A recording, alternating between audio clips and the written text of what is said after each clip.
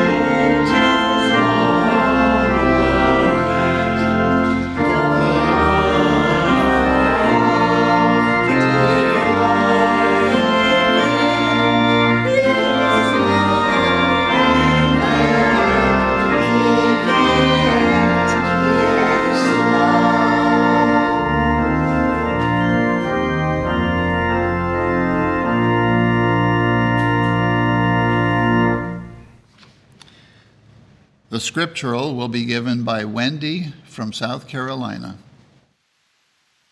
The Bible, Psalms. God hath spoken once, twice have I heard this, that power belongeth unto God. Surely he shall deliver thee from the snare of the fowler and from the noisome pestilence. Thou shalt not be afraid for the terror by night, nor for the arrow that flieth by day, nor for the pestilence that walketh in darkness, nor for the destruction that wasteth at noonday. Only with thine eyes shalt thou behold and see the reward of the wicked, because thou hast made the Lord, which is my refuge, even the Most High, thy habitation. There shall no evil befall thee, neither shall any plague come nigh thy dwelling. For he shall give his angels charge over thee, to keep thee in all thy ways. Because he hath set his love upon me, therefore will I deliver him. I will set him on high, because he hath known my name.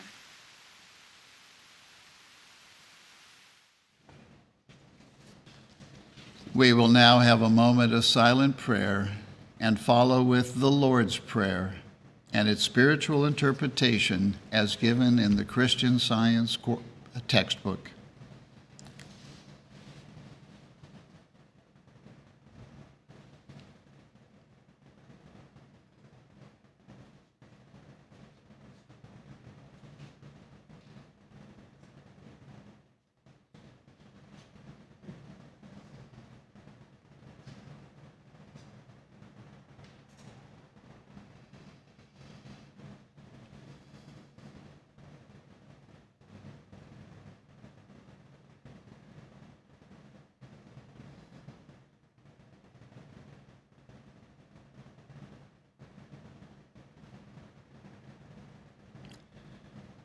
Our Father, which art in heaven.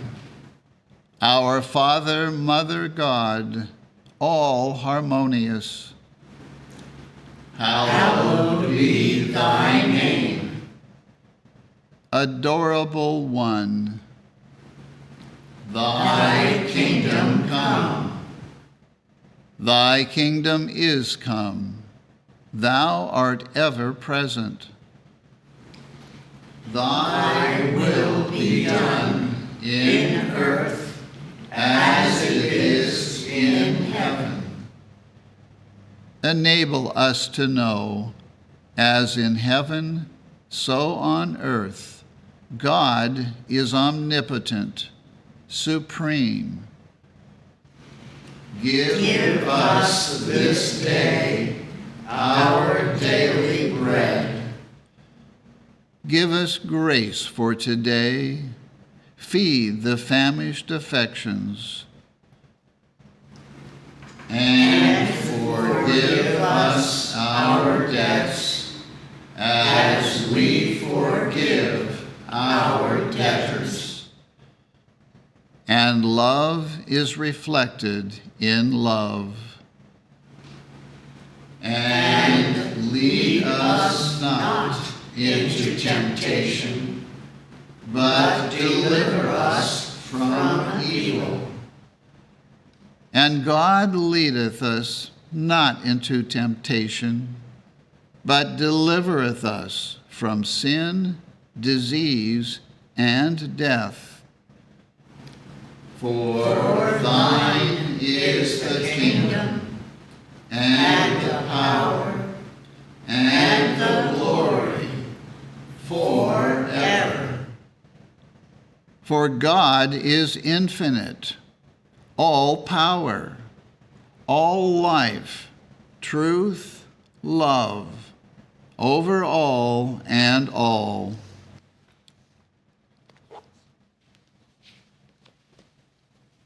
Let's now sing hymn number 213.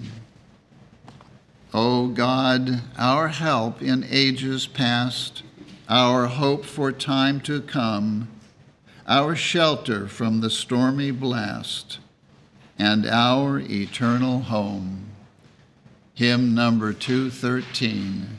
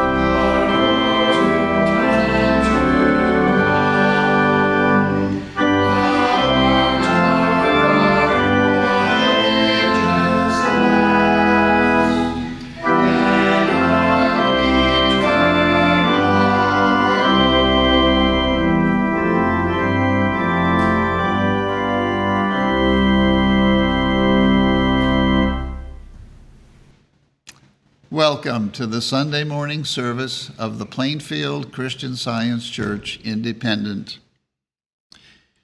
We begin our Sunday morning here at 10 a.m. with our roundtable discussion, where we discuss this week's lesson and other subjects that need to be covered, and learn how to practice better in our lives Christian Science. And we had another really good one this morning, so if you missed it, or if you'd like to hear it again, you can find it on our website, plainfieldcs.com, and it's also going to be available on our YouTube channel and our Vimeo channel. We have a Sunday school for children that meets at 11, and that Sunday school is available to children pretty much anywhere. It has its own teleconference number. Many of our students don't live in the area, and they attend via telephone. And that means that if you don't live in the area and have a child of Sunday school age, your child can also attend via telephone. Just call us. We'll give you the number, and our teachers will be very happy to welcome your child to our Sunday school. We have a testimony meeting every Wednesday evening at 8:15, where you can hear testimonies of healings and lives made much, much better as a result of studying and practicing the Christian Science textbook. And at all of our services, we have a nursery available for children and infants and toddlers. So if you do live in the area and visit, you can bring the whole family. We have 17 different websites in 17 different languages. And every one of our websites has the very finest Christian Science literature available. And this means that the true word of Christian Science is reaching people around the globe, and often in their own language. And we're very grateful for those of you who help in the translation and the distribution of the Word of God, Christian Science. And we're very grateful for those of you who have found us through one of our websites, who have found Christian Science and have found healing. I'd like to point out now an article that's featured on our English website entitled Scientific Thinking by Martha Wilcox. She does a great job of explaining what real, true thinking is all about. And there's also featured on our website a pamphlet that we have available that's also on our website entitled Elections. This is really good for the coming up election next month here in the United States. Everyone is welcome here, and that includes all of you who are listening and participating from around the world. And now we are going to have the reading of a testimony of healing from our textbook, which attests to the healing power obtained by studying the Christian Science textbook. And that reading will be given this morning by Izzy from England. A Joyful Experience, page 655.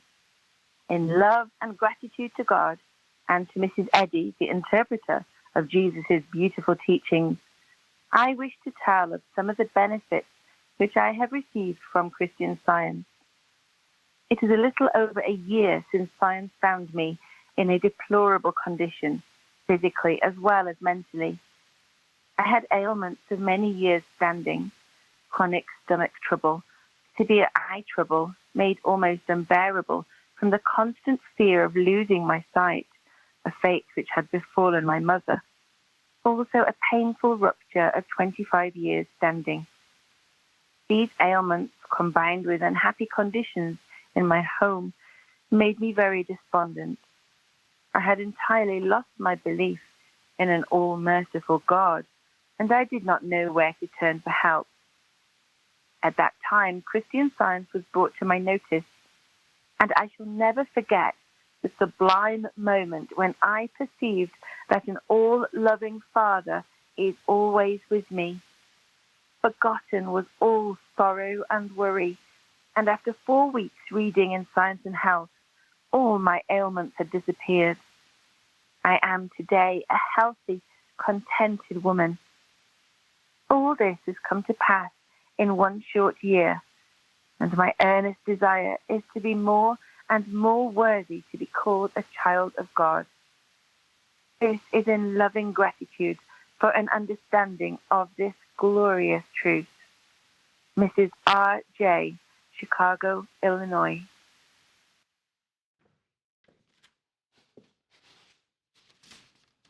The Bible and the Christian Science textbook are our only preachers. The scriptural texts and their correlative passages from our textbook, these comprise our sermon. The canonical writings, together with the word of our textbook, corroborating and explaining the Bible text in their denominational, spiritual import and application to all ages, past, present, and future, constitute a sermon undivorced from truth, uncontaminated or fettered by human hypotheses, and authorized by Christ.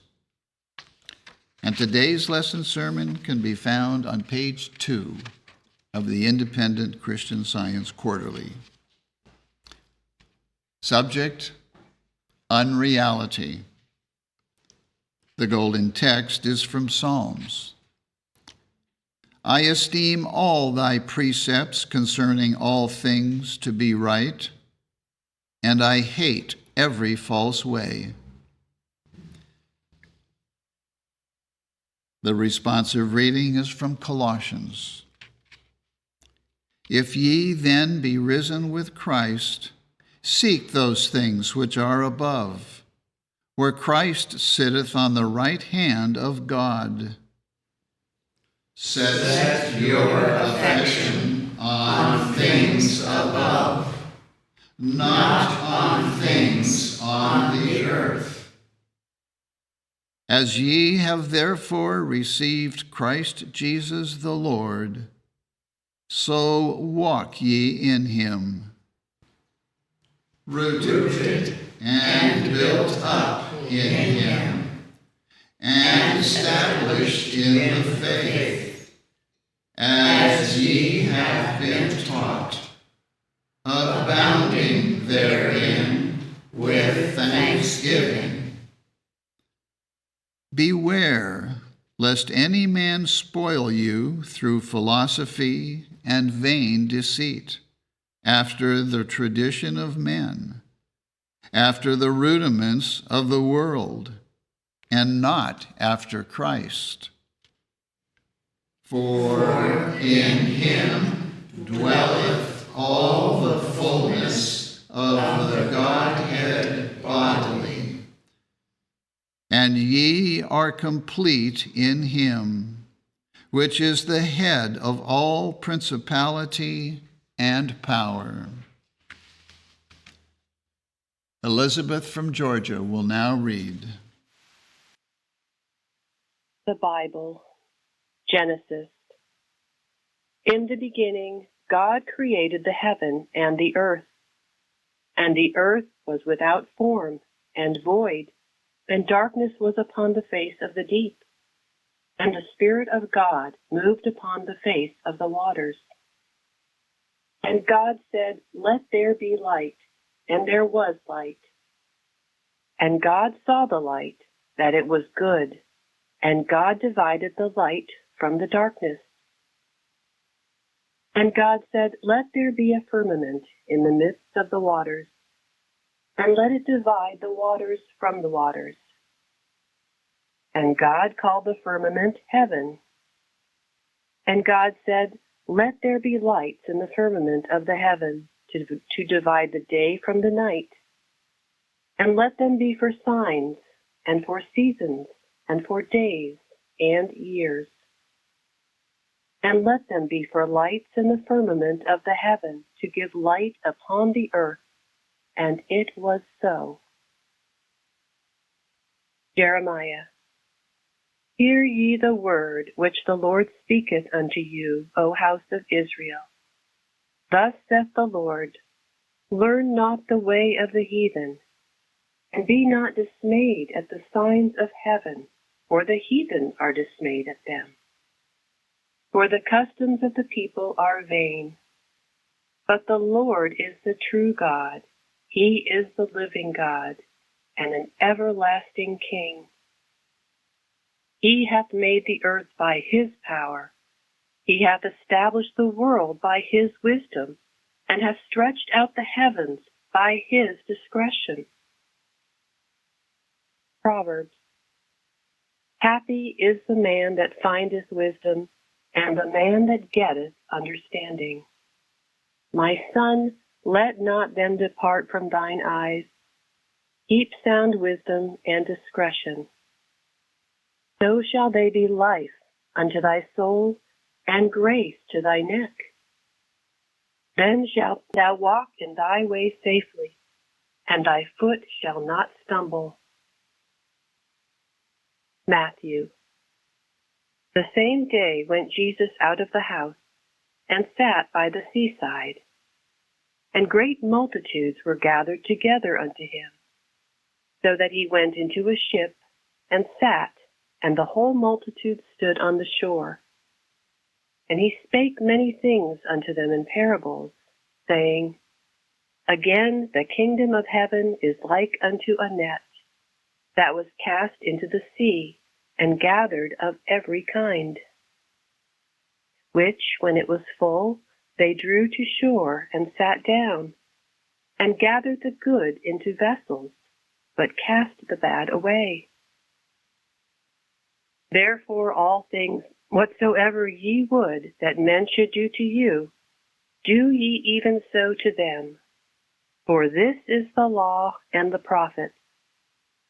Enter ye in at the strait gate, for wide is the gate, and broad is the way that leadeth to destruction. And many there be which go in thereat. Because strait is the gate, and narrow is the way, which leadeth unto life, and few there be that find it. Beware of false prophets, which come to you in sheep's clothing, but inwardly they are ravening wolves. Ye shall know them by their fruits. Do men gather grapes of thorns, or figs of thistles? Even so, every good tree bringeth forth good fruit, but a corrupt tree bringeth forth evil fruit. A good tree cannot bring forth evil fruit, neither can a corrupt tree bring forth good fruit. Every tree that bringeth not forth good fruit is hewn down and cast into the fire. Wherefore, by their fruits ye shall know them.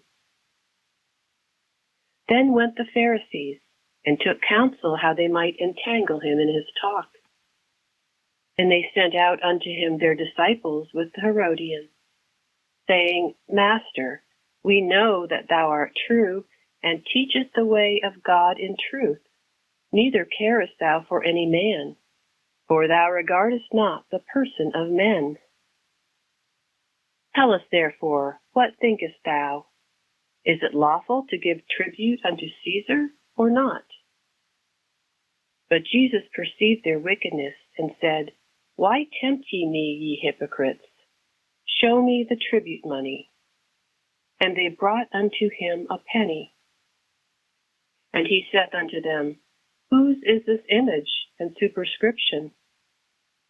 They say unto him, Caesar's. Then saith he unto them, Render therefore unto Caesar the things which are Caesar's, and unto God the things that are God's. When they had heard these words, They marveled and left him and went their way. 1 John. Beloved, believe not every spirit, but try the spirits whether they are of God, because many false prophets are gone out into the world. Hereby know ye the Spirit of God. Every spirit that confesseth that Jesus Christ is come in the flesh is of God. And every spirit that confesseth not that Jesus Christ is come in the flesh is not of God. And this is that spirit of Antichrist, whereof ye have heard that it should come, and even now already is it in the world. Ye are of God, little children, and have overcome them, because greater is he that is in you than he that is in the world. They are of the world, therefore speak they of the world, and the world heareth them. We are of God. He that knoweth God heareth us. He that is not of God heareth not us. Hereby know we the spirit of truth and the spirit of error. Psalm. O send out thy light and thy truth. Let them lead me. Let them bring me unto thy holy hill and to thy tabernacles. Carol will now read. I will read correlative passages from the Christian Science textbook, Science and Health, with Key to the Scriptures by Mary Baker Eddy. Truth and love enlighten the understanding, in whose light we shall see light. And this illumination is reflected spiritually by all who walk in the light and turn away from a false material sense. The science of Christianity comes with fan in hand to separate the chaff from the wheat.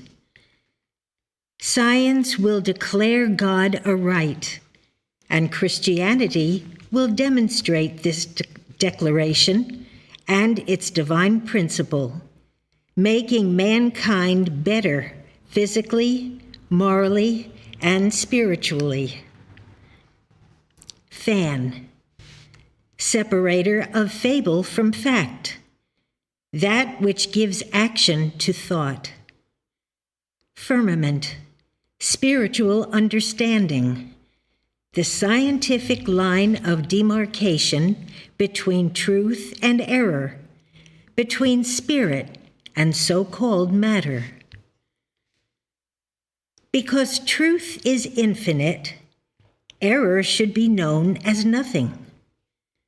Because truth is omnipotent in goodness, error, truth's opposite, has no might.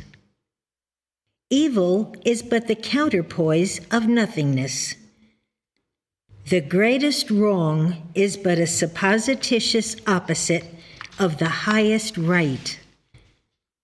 The confidence inspired by science lies in the fact that truth is real and error is unreal. Error is a coward before truth.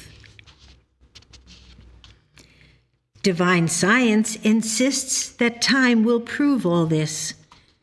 Both truth and error have come nearer than ever before to the apprehension of mortals, and truth will become still clearer as error is self-destroyed. The destruction of the claims of mortal mind through science, by which man can escape from sin and mortality, blesses the whole human family. As in the beginning, however, this liberation does not scientifically show itself in a knowledge of both good and evil, for the latter is unreal. On the other hand, mind science is wholly separate from any halfway impertinent knowledge, because mind science is of God and demonstrates the divine principle, working out the purposes of good only. The maximum of good is the infinite God and his idea, the all in all. Evil is a suppositional lie. It is sometimes said that Christian Science teaches the nothingness of sin, sickness, and death, and then teaches how this nothingness is to be saved and healed. The nothingness of nothing is plain, but we need to understand that error is nothing, and that its nothingness is not saved, but must be demonstrated in order to prove the somethingness, yea, the allness of truth. It is self-evident that we are harmonious only as we cease to manifest evil, or the belief that we suffer from the sins of others. Disbelief in error destroys error and leads to the discernment of truth. All we correctly know of spirit comes from God, divine principle, and is learned through Christ and Christian Science. If this science has been thoroughly learned and properly digested, we can know the truth more accurately than the astronomer can read the stars or calculate an eclipse. This mind reading is the opposite of clairvoyance. It is the illumination of the spiritual understanding which demonstrates the capacity of soul, not of material sense. This soul sense comes to the human mind when the latter yields to the divine mind. Such intuitions reveal whatever constitutes and perpetuates harmony, enabling one to do good, but not evil. You will reach the perfect science of healing when you are able to read the human mind after this manner and discern the error you would destroy. We sustain truth not by accepting, but by rejecting a lie. Jesus said of personified evil that it was a liar and the father of it. Truth creates neither a lie, a capacity to lie, nor a liar. If mankind would relinquish the belief that God makes sickness, sin, and death, or makes man capable of suffering on account of this malevolent triad, the foundations of error would be sapped and error's destruction assured. Dear reader, which mind picture or externalized thought shall be real to you, the material or the spiritual? Both you cannot have. You are bringing out your own ideal. This ideal is either temporal or eternal. Either spirit or matter is your model. If you try to have two models, then you practically have none. Like a pendulum in a clock, you will be thrown back and forth, striking the ribs of matter and swinging between the real and the unreal. Man's spiritual individuality is never wrong. It is the likeness of man's maker. Matter cannot connect mortals with the true origin and facts of being, in which all must end. It is only by acknowledging the supremacy of spirit, which annuls the claims of matter, that mortals can lay off mortality and find the indissoluble spiritual link which establishes man forever in the divine likeness, inseparable from his Creator. Spirit imparts the understanding which uplifts consciousness and leads into all truth. The psalmist saith, "The Lord on high is mightier than the noise of many waters, yea, than the mighty waves of the sea." Spiritual sense is the discernment of spiritual good. Understanding is the line of demarcation between the real and unreal. Spiritual understanding unfolds mind, life, truth, and love, and demonstrates the divine sense, giving the spiritual proof of the universe in Christian Science. This understanding is not intellectual, is not the result of scholarly attainments. It is the reality of all things brought to light. God's ideas reflect the immortal, unerring, and infinite. The mortal, erring, and finite are human beliefs, which apportion to themselves a task impossible for them, that of distinguishing between the false and the true. Objects utterly unlike the original do not reflect that original. Therefore, matter, not being the reflection of spirit, has no real entity. Understanding is a quality of God, a quality which separates Christian Science from supposition and makes truth final.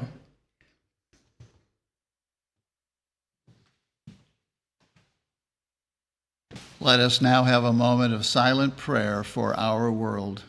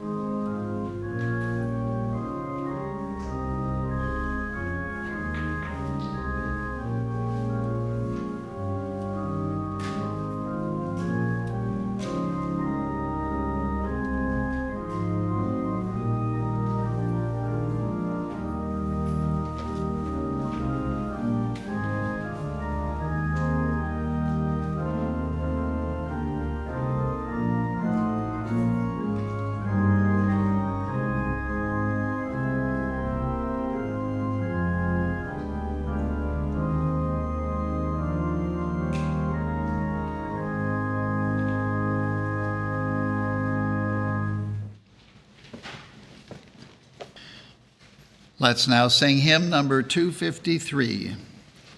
The words of this hymn are by Mary Baker Eddy.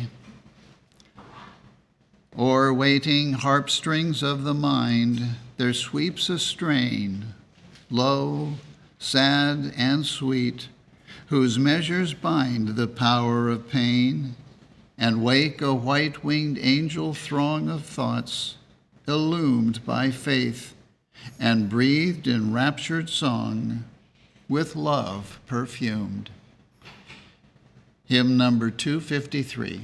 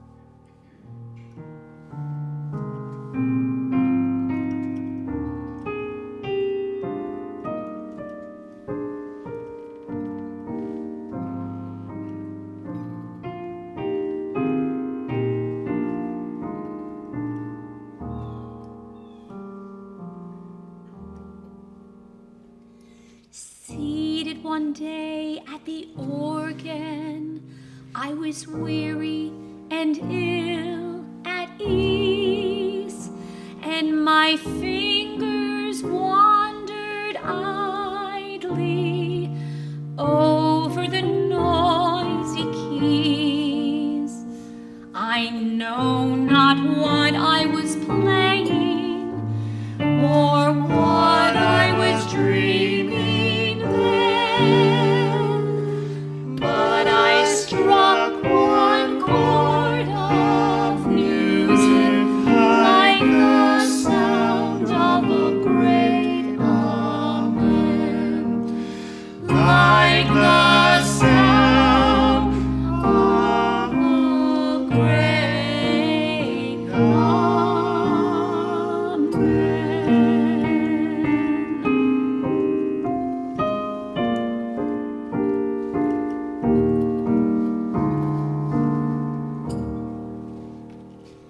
It flooded the crimson twilight like the close of an angel's song, and it lay on my fevered spirit with a touch of infinite calm. It quieted pain and sorrow like love overcoming strife. It seemed harmonious echo from our discordant life. It linked all perplexed at meaning into one perfect peace, and it trembled away into silence as if it were loath to cease. I have sought, but I seek it vainly, that one lost chord divine, which came from the soul of the organ and entered into mine.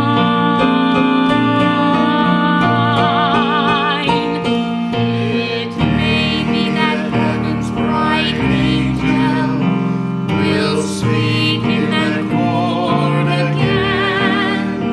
It may be that only in heaven I shall hear that grand amen. It may be that heaven's bright angel will speak in that chord again. It may be that only in heaven I shall hear that grand amen.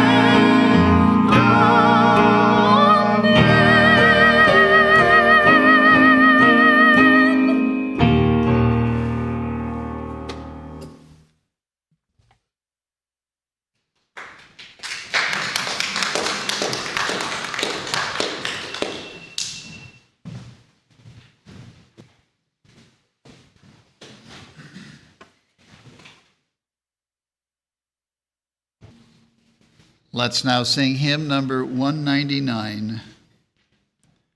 Now thank we all our God with grateful hearts and voices, who wondrous things hath done, in whom the world rejoices, who from the days of yore hath blessed us on our way with countless gifts of love, and still is ours today. Hymn number 199.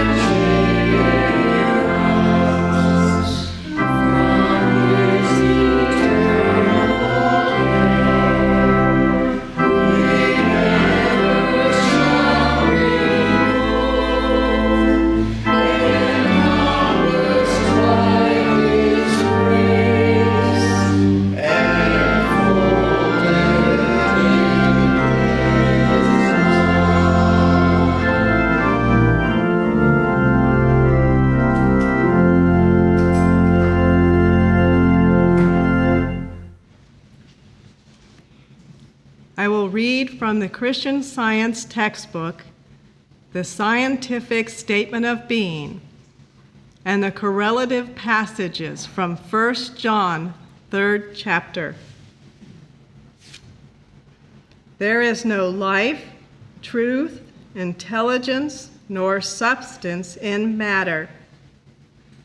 All is infinite mind and its infinite manifestation, for God is all in all. Spirit is immortal truth. Matter is mortal error. Spirit is the real and eternal. Matter is the unreal and temporal. Spirit is God, and man is his image and likeness. Therefore, man is not material, he is spiritual. Behold, what manner of love the Father hath bestowed upon us, that we should be called the sons of God. Therefore the world knoweth us not, because it knew him not. Beloved, now are we the sons of God, and it doth not yet appear what we shall be, but we know that when he shall appear, we shall be like him, for we shall see him as he is. And every man that hath this hope in him purifieth himself, even as he is pure. Isaiah. They that wait upon the Lord shall renew their strength. They shall mount up with wings as eagles. They shall run and not be weary, and they shall walk and not faint. Amen.